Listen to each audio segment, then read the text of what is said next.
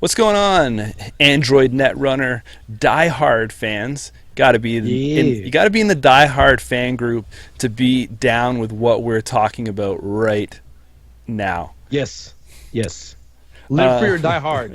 It's the title. we Live for got your die hard.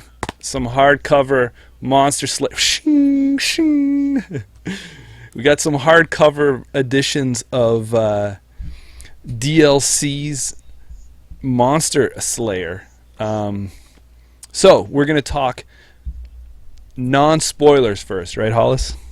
Non-spoilers. We're not going to reveal any of the top secret special info that's provided in the book, but Yeah. we are gonna we're gonna discuss the book a bit and give some pros, things we liked, things we didn't like about it. Yeah, exactly. So, that being said, obviously, if you don't want to know anything about this book and you want to go in fresh, maybe, give it a read first and then come back. Because we are going to talk a little bit about some of the plot, a few of the characters, some of the stuff. There are some really cool aspects that we're going to talk about in part 2. But yeah, some of the stuff is going to be a giveaway, Yep. and you can't review something without breaking a couple eggs.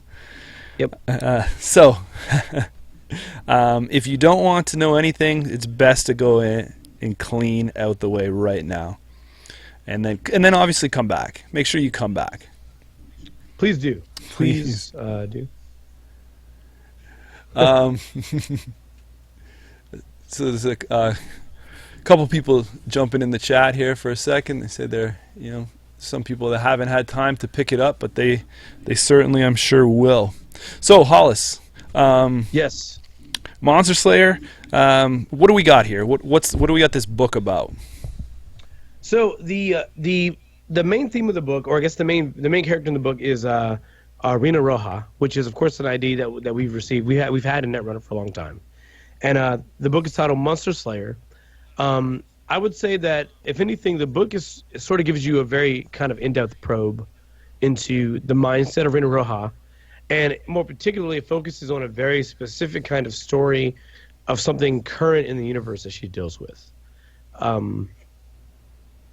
Of course, made by Daniel Lovett Clark, which, correct me if I'm wrong, he's basically the one of the main contributors to the entire universe. Is that correct? Yeah, it was him and Kevin Wilson that worked on the backstory for the board game, and so he's an original, he's an OG when it comes to building Android Netrunner lore, Yes. or Android lore, we should say, since this is Thanks. part of the Android universe, not just Okay. Netrunner.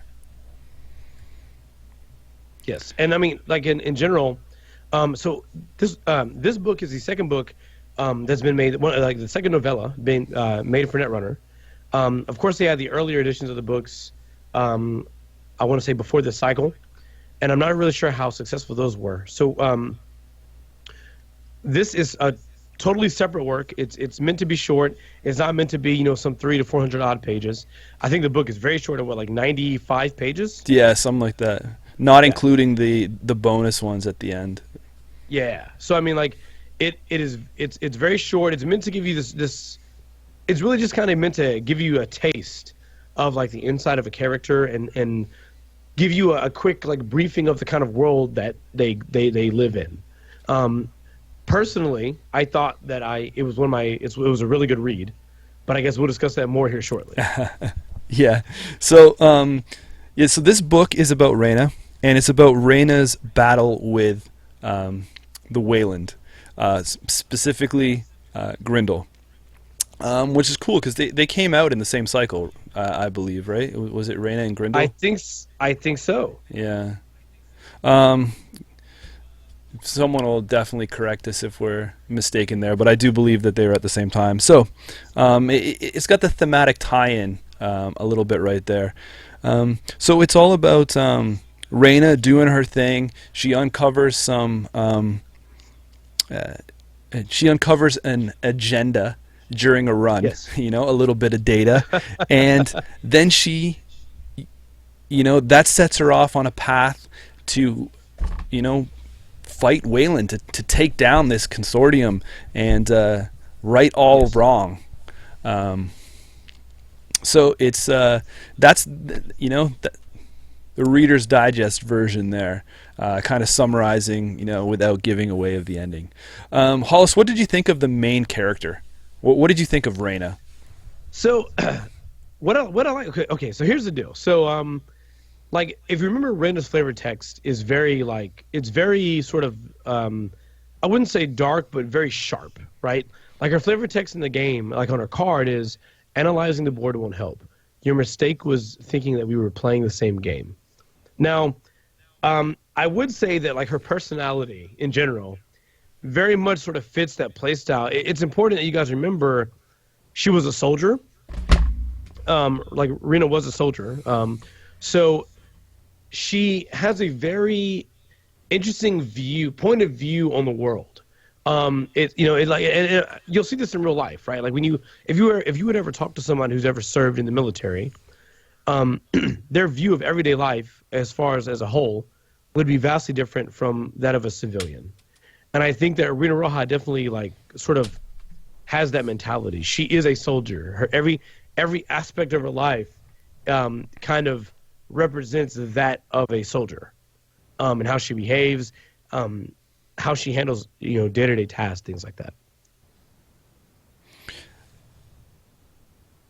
I didn't know if that was the pause. You're just taking a sip there and you're continuing. No. Sorry. In general, I thought that she was, as far as I'll compare it to the previous book, right? So in the previous book, we talked about the new character that was introduced and how she was sort of like in this weird spot because she wasn't an ID. So we didn't really have we had no knowledge of her personality.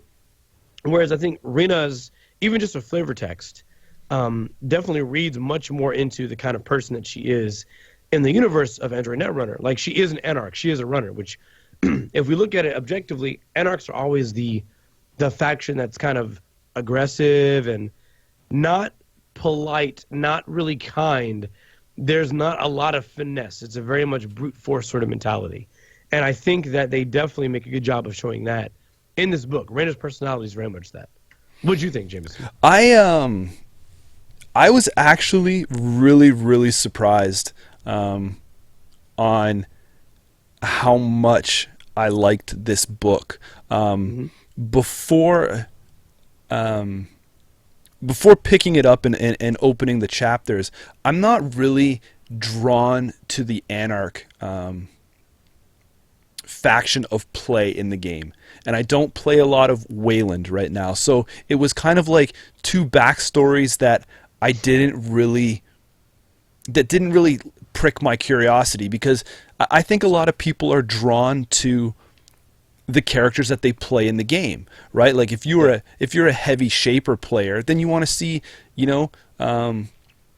somebody come up with the story, and you want to see a little backstory, and you're like, oh, they dropped Dinosaurus in there, what? Yeah. Right. But so I wasn't drooling over this book. My anticipation was very much more hyped because I really enjoyed the first book, but reading this one, I found myself liking it a lot more, because and I think it's simply for the fact that I knew the characters, and I knew the character was somebody I could relate to. It wasn't the main story wasn't built around a totally new character. And so I agree. I thought that was kind of cool. And that's not to say that it takes away from the first book, because, like I said, read or go watch our review of that or listen to it, and we gave that a glowing review. But that was nothing to compare it to. Now you come out with some actual material that you're seeing, okay, this is a runner in the game. We've either played her, tested her, played against her, and the way that Dan took all the pieces of Reyna and put it together was was very beautifully done. Obviously, it's no secret, Deep Red is going to be there, her console. So that's really cool. all her breaker programs are the chess pieces that she uses. That's, you know, really cool because they're all in the game. Yep. But then you start to get into developing a little bit of her backstory, which we will talk about in the spoiler edition. And it's just kind of sprinkled in there. And you have the story, and someone just took a little bit of salt, you know, or pepper. I don't want to say salt. That's a different meaning on the internet. But someone took a little bit of spice and just dashed it on there. So it's just injected enough to make the character pop. Right. Reyna is a Gmod. We know that because that's on her identity card. But it actually now tells you what modifications she has. Yep. So that's really cool. The one thing, though, that I will say about the main character here, Reyna Roja, that I found very interesting is after this story ended, I don't know if she fits in with the Anarch faction. Really? As, like, okay, so she wants to take down the man. Like, to me, anarchy is, I'm going to do it, and it's, you know, there's a little bit of political protest. Like, if you compare her to Max's character in the first one, right, where we see Max as just like this kind of like badass, I'm going to do whatever I want, I'm good, I know it, blah, blah, blah, blah. And just that attitude that Max carried. You look at Reyna, and Reyna has, she has a purpose. You know, she's, right. You know, I don't want to say what she did before she became a runner, because that will flush out. But it really seemed like her motives are very genuine. You know, she becomes more of a freedom fighter, I will say, yeah. Because she wants to take down Wayland for some stuff and you know, save lives and be this hero without getting the credit. And I don't know if I feel like that really flushes out full anarchy. Right. I think compared to the other anarchs, I think the interesting thing is that I think a lot of the other anarchs tend to be on the more or less on the side of caution, as far as they're not, even though they may be kind of politically active, they're not very. I think the word I'm looking for is like aggressive or hostile. And I think, again, like it's important to point out, like if you look at Valencia Estevez is not a soldier.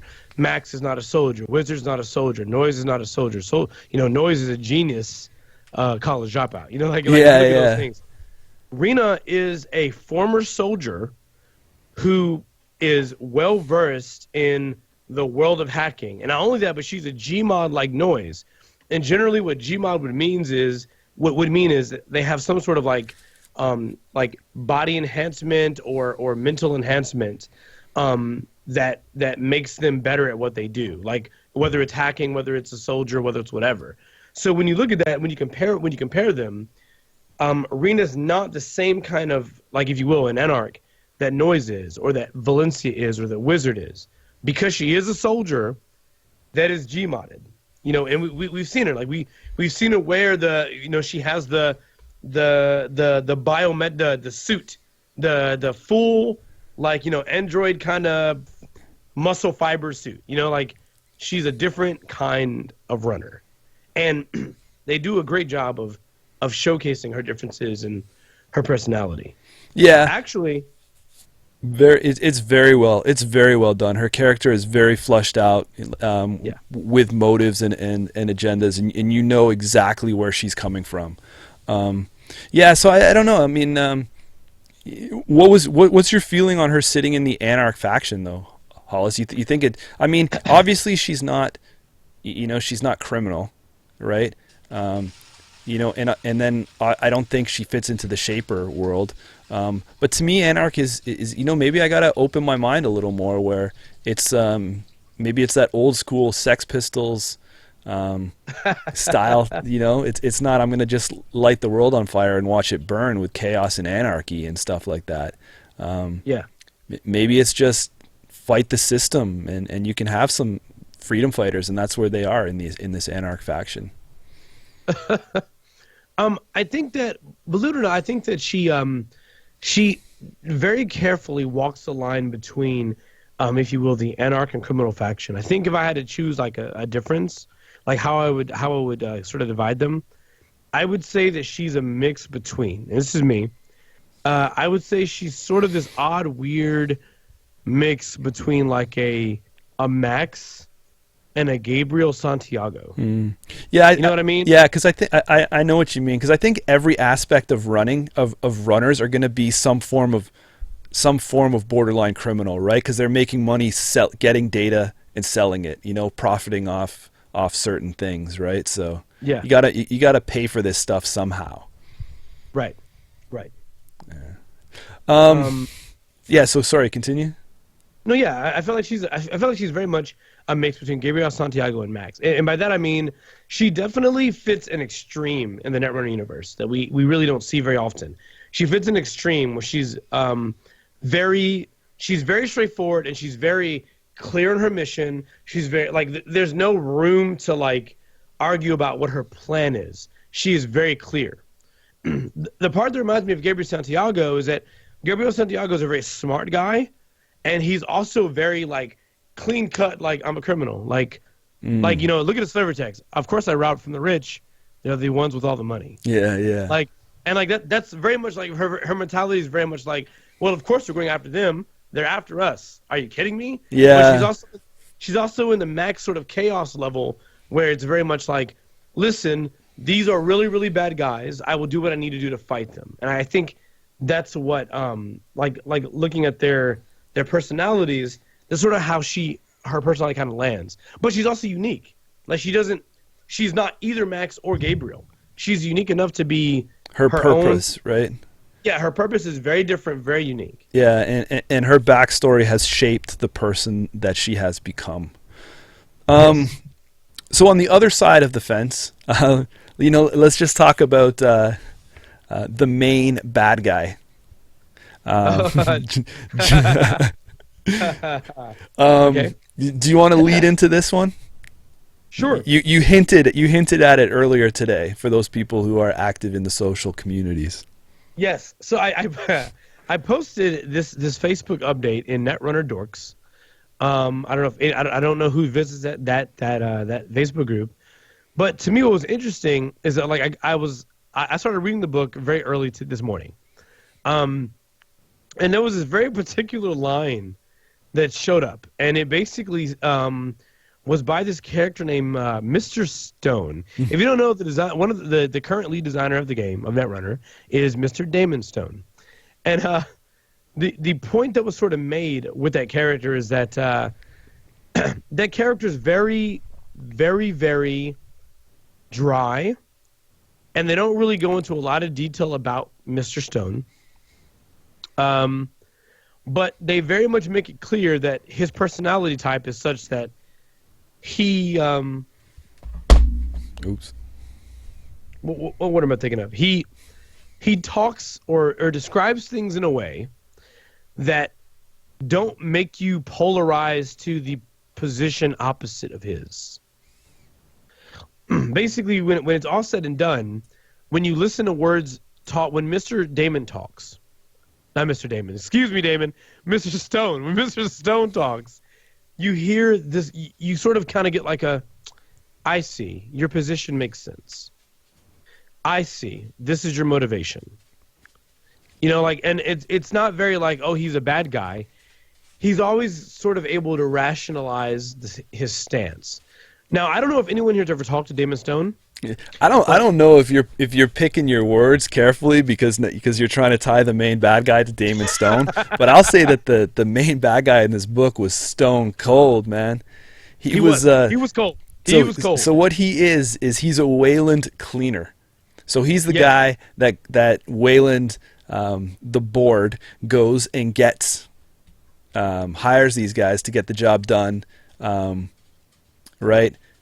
No ifs, ands, or buts. No witnesses. Let's clean this, like the card says, right? Let's get this stuff taken care of. We all know what cleaners do. Yep. Yes. So it was, is there a tie there to Mr. Stone? Was that name picked Purposely? I don't know. We'll have to get Dan on the record. But sometimes these guys are a little tight-lipped about where they draw their sources from. Yeah, I kind of okay. So I don't know if they're actually tied together, but oh my god, I hope so. Yeah. Like I really really hope so. I hope that Damon Stone and Mr. Stone in some way, form, or fashion are tied together. Just because of the actual character of Mr. Stone is very, like you said, he's very cold. He's stone cold. Yeah. 316. That's all I'm saying. 316. Like he's very cold. Very cold gentleman. And I really feel like, if you will, he's sort of the antithesis. Like they make it clear, he's like the antithesis of Reyna. Mm-hmm. Like this is within the story. They make it clear that they have some similarities, and it's very interesting, their dynamic. Like I really like their dynamic very much. Yeah, agreed. So those are your main ones on each side, and we're not going to get into too much of the crazy stuff because there's some really cool things that were mentioned in here, and some people that come up that will set the fanboys afire. But there's also, we can say that, obviously there's mention to the NAPD, right? New Angeles Soul, Sync. That kind of stuff. There is what did you call it? Zora Sul. Zona Sul shipping. Yeah, there is a mention about that stuff, and so you are seeing this world from your card game being built upon further as these little names drop. Anyone else that picks up this book is not going to see those subtle hints that are peppered across here, but us being, immersed in the universe because of the game, I think I appreciate that even more when something comes up. Even in some of the scenes like that are being described, I see the card pictures in my head and things like that, and I think it's really cool. Yep, I agree. When those are dropped in there, and it doesn't feel forced. Yep. It feels it's just like I said. It's building this world more 3D when that happens. It's more touching us. And Argus, heavy references into some of the Argus security tech. Yes. You guys might even find that there's a couple cards in Netrunner that sort of relate to the story a bit. Mm-hmm. Mm-hmm. Might even find that. Might even see that. Oh, might and even Titan. see that's the case. Titan Transactional is another one. So those are all we're going to name drop for the aspect of this non-spoiler side. I don't think that really gives a lot away in the grand scheme of things.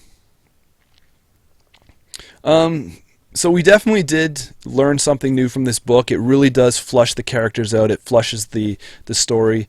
What about your expectations, Hollis? What's your side of things? Was this book different from what you expected? Okay, so yes, it was, because number one, the title I was very confused about. By the way, if you guys think really hard to Netrunner in relation to the title, I guarantee the title will make the most sense. Like, guaranteed. It literally took the first 2 chapters effectively to be like, oh, I get why this title is this title, right? If you take a second and really, I think that's kind of spoilery, but if you take the second and you read this title, and think about maybe things in Netrunner that relate to this title, I guarantee the title will make sense. Very much. But no, beyond that, expectation going in. So what I actually thought when I first picked up the book, what I thought was going to happen is I thought we were going to see sort of this. I thought we were going to actually see a similar kind of story to Monitor, where we would see maybe brand new characters, and Reyna would just kind of be around, right? Like she would be present, but we would never really follow Reyna around.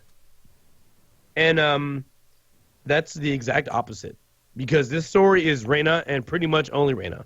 There's other characters, yes, but this story is all Reyna. And it definitely makes you, compared to the last story, where I think when you get to the end, you're kind of like, what? I think this story makes you very, I'm going to say this. I was almost empowered by the character, because the character was very strong. Like, Rina Roja is a very strong and intelligent and motivated character. And I did not expect her to be really so powerful. Like, I didn't expect to make it clear how powerful Rina Roja was, as far as her abilities and like her relationships with people and her benefits that she has as a runner, her skills as a runner. I feel like they did an amazing job with that, for sure. For sure. For me, I came in almost the same style that you were talking about compared to the last one. The last one was a story about, one person versus the corporation, but it was someone that wasn't as skilled in the art of hacking and running and things like that. And it was more from, the corporation and their side meshing together about, it flip-flopped back and forth, right? You saw things from Bex's side, and you saw some stuff from the other side of things, and it was, chapter back and forth until they became merged together. This one is totally Reyna focused.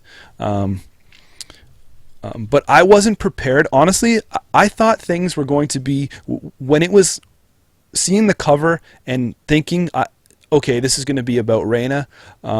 I thought it was going to be, she sits in her apartment, does a couple hacks, does this stuff, meets up with some people, exchanges information, does that. I was not prepared for the amount of action and intensity in the real world, like not when she's jacked in, that goes on. Sorry, just putting this there for later. Putting that for later. Okay. You're making notes to yourself. I was not prepared for the amount of action that this story ramps up. I mean, like this could have been like a little mini movie script that probably would do very well. It's just it's way more action intensive. Fight scenes, interaction with various levels of the security forces. I was blown away by the description and the tech talk that goes into jacking in when she was talking about using deep red. My background is in cybersecurity, and some of the terms I was pleasantly surprised with Dan's. If he did his little bit of homework, when they talk about sandboxing and stuff like that, that's what that was where you have a separate computer or environment and you run a file or a malicious virus inside us, like they call it the sandbox, and you see what happens. And because it's not connected to anything, you can observe and it's not going to affect the rest of your system. But when he's using terms like that, it just makes the story more believable for me, who has that kind of background. And I was, like I said, I was really impressed. Not only from the action and the pace of the story, but from the actual terminology and description itself. It was really, really well done. No, I totally agree. Man, the action in this book, Jameson, oh my God. Yeah, it didn't. Action was so cool, and I like the fact that the chapters weren't like, it wasn't like chapter 1, 2. It was days, right? So you could see how quickly things were happening. Like day 1, day 2, what was going on. So I thought that was a nice little touch. There at all. Without giving too much away, do you have a favorite part of the book, Hollis? Honestly, it's when she's finding the important magical MacGuffin. Because it's describing her using deep red, and it's detailed enough, and she talks about how she's using pieces and about how effective or ineffective it is, and I'm like, oh my god, like when she's first hacking. Yes. Oh, okay. Yes, and she describes how runners run and the difficulty and like how different runners approach running and how she specifically approaches running. And she said, I use this piece to do this. Oh, but then I have to do this. And I was just like, wow, like this is really interesting. Like mentally take your brain and imagine hacking if it was like chess. And except the rules are sort of all over the place. I mean, and you as the runner, you understand those rules, like you get the rules, but the way you choose to visualize them and how you handle them is very much via chess pieces. So like I think the one thing that we did was when we see Rina Roja, especially in the card game, and we know she's called the Red Queen and her console's called Deep Red, and we know that she has the Kaisa pieces. we simply just say, all right, got it, chess, that's it. But like the way she describes the way she is using her tools is that yes, they're chess pieces, but they're sort of meant to represent certain things. And in general, it's not just like a straight up like I sit down, I jack in and I play a chess game. It's very much like the rules change every game. However, I know what my pieces do, and I sort of understand what the pieces I'm against do. And so I'm playing a different chess game or a different rule set when I do this. Mm-hmm. It's very, very cool. Yeah, it definitely sets the tone, and then you get that understanding in her head. Yes. Which was interesting because the way the book starts with that and that whole building the metaphors, and she's sitting there doing her conducting with all these chess pieces and stuff like that. Mm-hmm.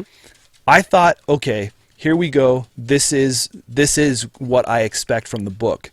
I thought it was going to stay at that level. Then that's when all of a sudden, after that chapter and a bit, it just went, and I was like, oh, yeah, okay, you're going to take me there? Yep. It was good. It was definitely good. I think that also knowing that she is the Red Queen, right? Knowing that that's her sort of like a suite. I think that they had to definitely make sure they capitalized on those things. And I felt like Daniel Lovett Clark, DLC. I feel like DLC did a really good job of paying attention and utilizing the tools that we know Reyna has in the world of Netrunner. And he did it in a way that wasn't boring. I felt like he very much said, hey, these pieces normally do this. These pieces normally do this. There's some risk involved with using this or this. This is how she approached it. It more or less gave us an insight to how her mind really works versus necessarily what the pieces do, which is really what we want. I mean, like you would imagine if you look at every sort of hacking attempt, if you will, sort of like a chess game, and the rules were to change with every hack, because obviously the rules aren't the same every hack, right? That she has to have a fairly great intellect and a different way of approaching each problem. This is chess, right? Like your opponent's moves are directly your problem to solve. Mm-hmm. And he sort of gave us an insight to how her mind works and what she's going to do to resolve that issue. Yeah, I thought that was really cool. Some of my favorite stuff in the book too is when you think, when I think and interpret things, and then they get corrected, and I think it's really cool. Like when you see that a console can really be anything. You have like Dinosaurus, and it talked about. If you read Monitor and you saw the Sunshine Junction characters and stuff like that, so Dinosaurus was one of those kind of reprogrammed by chaos theory, obviously. But this one here, when they talk about and they describe Deep Red, I guess I always think of like a console for the hacker as their PC that they have at a desk or something at home and things like that. But her console is very, very portable. Strap the backpack on and go. Right.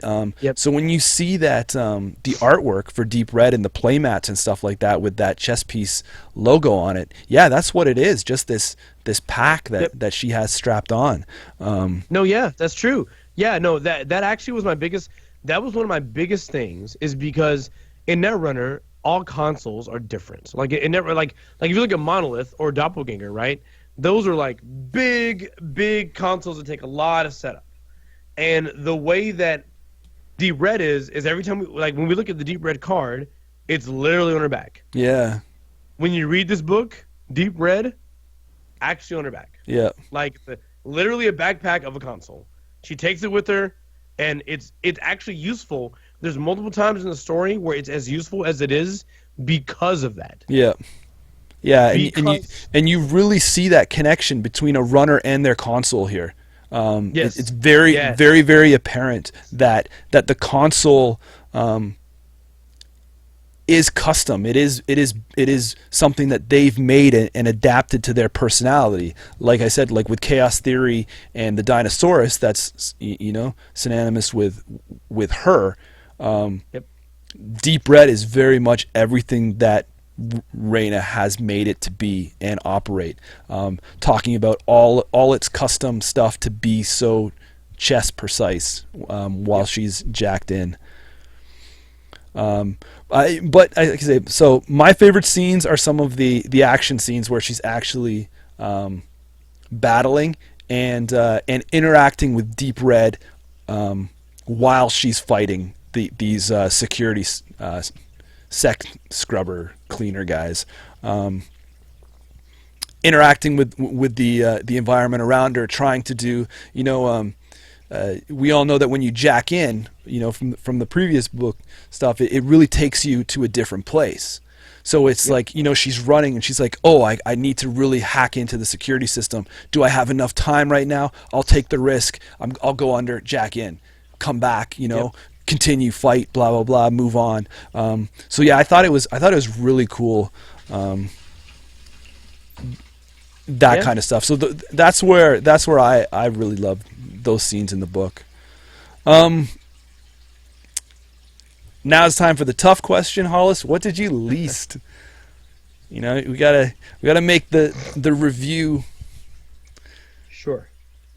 It can't be a review without talking about the negatives. Okay, so here's actually some negatives. You ready? Yeah. Here we go. So, generally in literature, and this is, in any medium, I don't care if it's a movie, if it's a video game, or it's a book. Some of my least favorite characters, usually, some of my least favorite characters are the characters that are very short. They're the characters that are very matter of fact, and they're very cold. And unfortunately, this is Rena.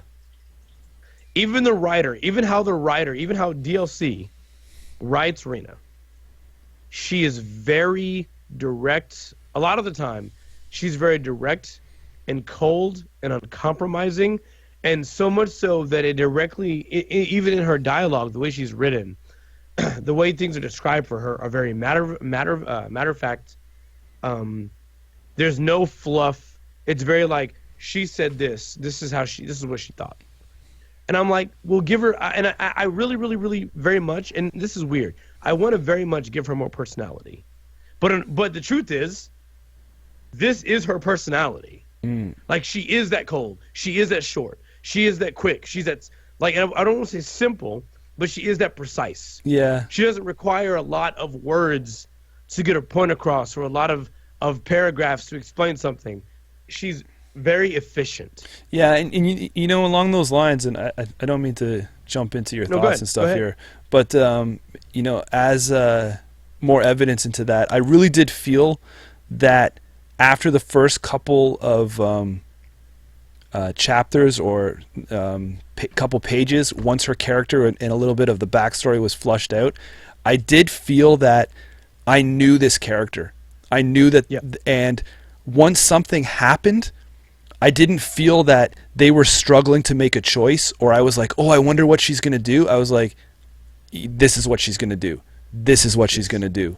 And and once you have that, the character was very there was no internal struggle for her. There was no I'm learning a moral lesson or doing something. It was like, these are my beliefs. Nothing is breaking them from me. I am this is what I have to do, and this is what I have to do to win. Boom, boom, boom, boom, boom. So so the character didn't really go up and down with decisions and stuff. But that's who she is, right? So that's not a flaw of the story. That's just, it's not. That's the character. Yes. Okay, so sorry, continue. You're saying, so what you like least? Something else I wasn't like a huge fan of is that, like, Reina's sort of the focal point of the story. I felt like they didn't really give. Now, again, I know I'm sort of nitpicking here, because the truth is I really very much liked the story. Yeah. Like, I thought it was fantastic. No, this is constructive criticism here, not constructive, since we're not changing the story anyway. We're just flushing out the review. We can't be bending over telling it everything was awesome. Yeah, and I kind of wish maybe like Reina was very, even though I like Reina's character, even though I liked Reina's character and disliked how short she was. Of course, this ties into her being a soldier.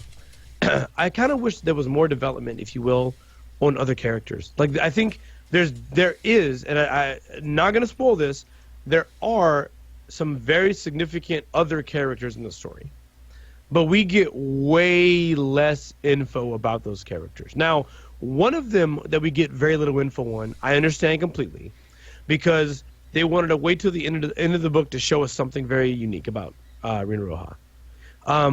But I didn't like that we had so very, very little info on everyone else. I think that there were definitely characters in the story that I wanted more background on. If you look at the last book, they were all brand new characters, and so we got a kind of unique insight to a few characters. If for no other reason, like, for example, like if you look at the last book, they talk very much about one of the characters' mothers and how that ties into how the character behaves and acts and how that's important, right? Even down to how that's important for what happens later in the last book, right? About when certain things happen. I felt like there was even less of that in this book. And I understand in a novella, there's very little. There's very few pages. Yeah, so there's no breathing room there, right? Right, but I still would have liked more development on other side characters that popped up in the story that may or may not have been important. I will say the DLC does a very good job of choosing a character in particular that I thought was sort of insignificant and actually making them matter more than I imagined. And that's a positive, but in general, there were existing characters that had effectively, if you would, more screen time or more read time that did not have development that I think they should have had. Yeah, I know we said that in the last one too, and I think that maybe we're being unfair to the format of the novella. Yeah. I think they're trying to keep it under 100 pages, and I hope somewhere along the lines, that they break that. I don't want some, winter is coming, 785 page long, Android book. But some of these, when these characters get introduced and interject into the story, you're like, oh, yep. What's going on there? But I can see how some of these characters, because it's the universe, right? That they come in, they interact a bit, and they do their piece to move the story along, and then they leave. But because they're so big, and the lure for them in our game is so strong, yet that kind of drives our curiosity even more. We're like, oh, come on, please be something in the later chapters about this particular character. Yep. So for me, the thing that I wish they had touched on more was, and they give you a pie slice. I wish they would have talked about Reyna's backstory a little more. Like what shaped her to be. We said she was a little bit cold and focused and driven. What events made her do that? So we know. So it does touch a little bit on. It does sprinkle. It seems like she had a happy childhood, made a decision to get into the army somehow. Like I wish that's the piece I knew. Like or I wish I knew. Why did she join? Why did she enlist or get involved in this war? Her family didn't want her to get involved. They didn't want to see her go down this path. But some reason or another, she made the choice to get involved. I wish we had known that tipping point, and then we could understand what is driving her to do all this other stuff. So that's where I wish we got maybe another chapter or something, or in there, or a couple pages on that backstory decision that pushed her. Without getting into too much detail, Hollis, did you like the way this book ended? Yes. Very much. I liked this ending more than the ending of the last book. Yeah. I felt way better about this ending. This is an ending that I think was well deserved. I hope that Fantasy Flight or Asmodee, who's ever controlling the release of this stuff now, I hope they have a plan for a lot more of these, because the way that the last book ended, it seems like it could be another jump off point. The way that this book ended, it's another jump off point. Yep. Right? Like it leaves you saying, okay, where's the sequel? All right? So the one thing that I think is that it did wrap up a little quick for me. It did. But I don't know how else to have done that. Right. I did think that things were tied up a little quick. But again, it's the novella, so you got to keep the pace and your size in context. Yeah, honestly though, do you know what this what the last two books have taught me is that I don't want to say anything negative about the writer of the previous novels. Like Brian, is it Brian Wesley Odom or not Wesley Odom? I think it actually is Brian Odell. Is the guy's name? The guy that did that Golem trilogy stuff, Mel Odom. Mel Odom. I don't want to say anything negative about Mel Odom, but I think that after reading this book and reading the last one, I think now I would be more inclined to read a full, larger novel for Netrunner. Like I think that the novellas do a good job of being short, they're inexpensive, and they get you into the story even more.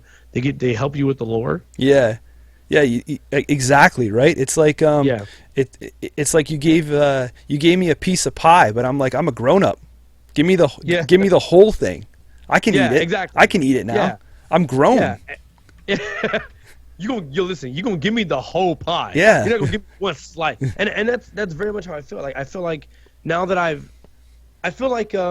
whereas like Gollum and the other books were just at best okay, I feel like these are good enough to where if there was if these were larger titles, if these are longer books, if these were 300 pages as opposed to the 95, I would be more inclined to read them. Because who knows what they could tell us? Like, we could learn so much more about this character or characters.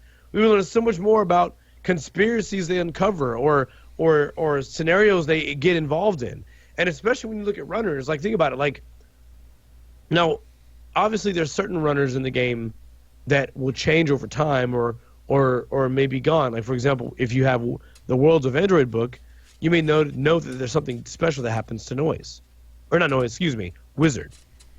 But it would be interesting to take like a runner and say, hey, these are literally a series of events that have happened to this runner. Mm-hmm.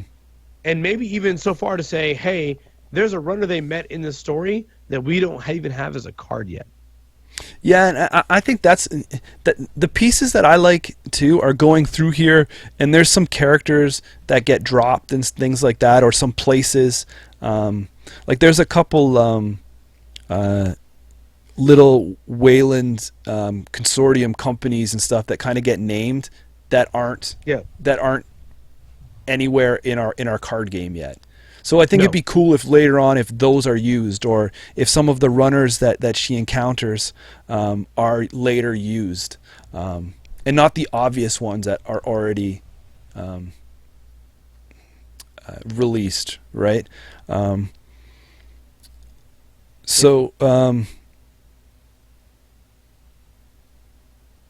I totally just lost my train of thought.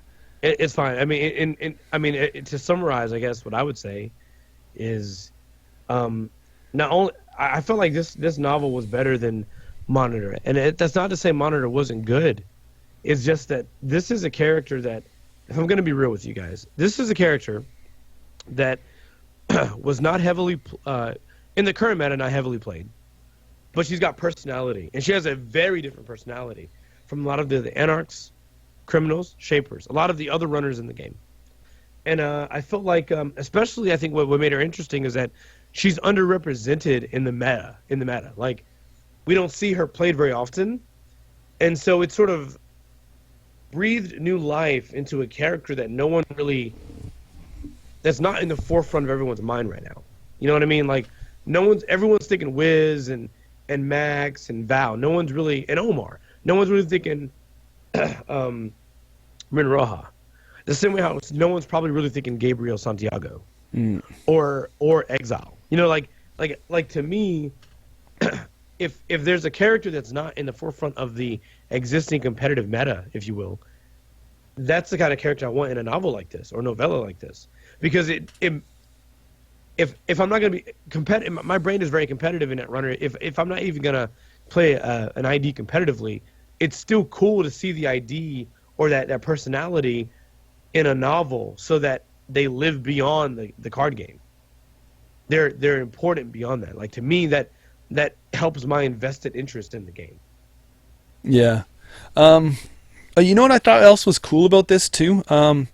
Is the a little bit of the lore was flushed out because I'm an Atom player. Atom's not in it in any way, shape, or form. But they talk about biroids too.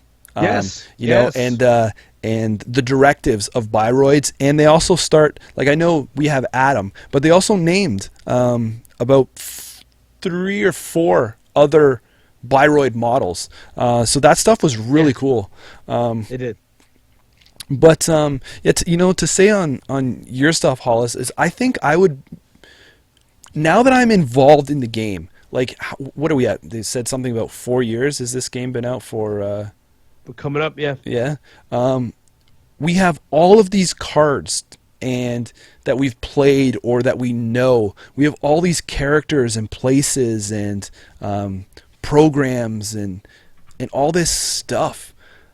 I think I would be right now too more inclined to pick up a 300-page novel or something that's twice the size of one of these books, at least, maybe 200, 250 pages, and actually go through it. Reading the stuff before, I don't think that those authors had this much source material to draw from. Right? It was kind of like, okay, we have this character for this board game, and we're developing this IP, and we have this stuff. Go and do what you're going to do. And they go and do their stories and things like that. But the way that these other 2 books have brought in the flavor of the game and just made it pop is tremendous. And I think that's why both of us are saying we're kind of drawn to Monster Slayer more, because I found the points in Monitor, as much as it was well written and the story moved good, it was like when you're like, oh, Jackson Howard's here. Oh, what's he doing? I know who this guy is. Guy is, right? And this time we're like, Reyna's doing her thing and she's got her deep red, and you're like, I know who she is. I know this person. Oh, she's doing this with this other person. I know that person. You know, so I think when it plays with your nostalgia of the game, that's when things pop and you make that connection, and you're really drawn into the book more. So I think they could, you know, put something out that's a little meatier. Yeah. And you talked about going back onto these underdeveloped characters. I wonder if it would be something cool that now you look at the last cycle, 23 Seconds had a theme across it. And they're playing with more of a story. I don't know if that will carry. They touched a little bit on, you know, India was the theme. We're going to India. We're going to the moon before. But 23 Seconds was the first one that had that story that, okay, the bank has been hacked. We're down for 23 seconds. Nobody really knows who did it. It talked about the trust between people are a little broken and stuff. That's why the influence counts were kind of down, because you couldn't mix the other cards because of that trust level. I wonder if they could move something along the lines of, I guess, comparison to what Legends of the Five Rings did. You know, maybe if there was like before a start of a cycle, if a book came out, and either you know, maybe kind of told the story going forward a bit, or the story in between. You know, it's like what Rogue One will be for the Star Wars universe, right? Like, this is that in between kind of story. Oh yeah. No, I see you. Yeah. Right. So, you know, or imagine if before 23 Seconds started, if we had a story about like whoever did the takedown, right? Like if it was Omar or something like that, right? Like his little story doing his thing, and it kind of stopped right before he was about to take it down. Then the 23-second cycle came out, and we find out, okay, he did, and these are all the cards and the places that we explore or something, right? If they moved the stories up to the release time of the game and the pack cycles, I don't know if that would be. I would absolutely love it if, like, basically a novel came out that was sort of an extension of, if you will, the inbox insert. So they try to tell us a narrative for like 23 seconds, and then in that cycle, there's a novella that comes out that's for that cycle. So it kind of gives us an overview, a story link into that entire cycle. I think that would be fantastic. Because like I would love to read about the 23-second debacle and how it all happened. And if anything, it helps invest me in the story. We know that people like Chaos Theory, Omar, Noel, all involved in 23 seconds. But maybe it would be nice to have a novella that's like a short one, like in this case a 95 page book, and we could go, oh, so this is what happened. Oh, I get it. Yeah. All right. And there's a deeper investment into the story element of the game, and you know what's happening currently. I think it's amazing. That would be really cool. So, anything else that you want to touch on with this book before we get into our spoiler episode? We'll take a 2-minute pause between episodes here for those people that are hanging out with us live. Those people that aren't will be able to just jump to the spoilers. But true. No, I have nothing else to add. I think that the only thing I have to add is that, like, if you guys have not already bought these books, I personally would love to see more of them. Mm-hmm. Now, I don't know how well they're doing in the sales, but guys, if you have at all an inkling to read this stuff, I don't care if you go on Amazon and you buy it used for cheap. Well, I kind of care. But, I mean, I don't care if you go on Amazon, if you go on eBay, whatever you got to do. Guys, pick this book up and read it. Support FFG. Buy this book. Read it. Discuss it with your friends. If you're in a local meta and you guys, like play the game every week, buy the book. So you can, at the very least, you can come and tell them, you guys don't understand how bad NBN or HB or Wayland are. Like, I don't think you guys really get. Yeah, be that theme guy for your group or girl. Yeah, it's just really interesting. Like, it kind of gives you, it gets your mentality correct when you understand. Like I'll tell you this right now. The group in particular that Reyna is fighting is a group that I forgot existed. And when they got there and I realized what they had done, I went, wow, this is the most evil group in the game. Yeah, exactly, like, right? Yeah. The most, like, they have to actually be the worst in the game, right? Like, period. They have to be. It's crazy. It's insane. I would say the same thing. These books are really cool. We know one more is coming for sure. I really hope that as we get closer to that release, we see another maybe spoiler announcement for something else. But I really hope that they are coming a little more frequently. They have said that they do want to invest in more lore and IP stuff, so that is a good thing.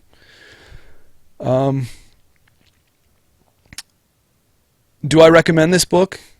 Very, very much so. I think that this or Monitor are good little stocking stuff for Christmas ones. Ask your significant other or whoever buys you Christmas gifts to, grab this one for you. I mean, I don't know what they are. Like, we bought them down at the store, so I don't know with shipping included, but I think they were like, what, $14 or something like that, Hollis?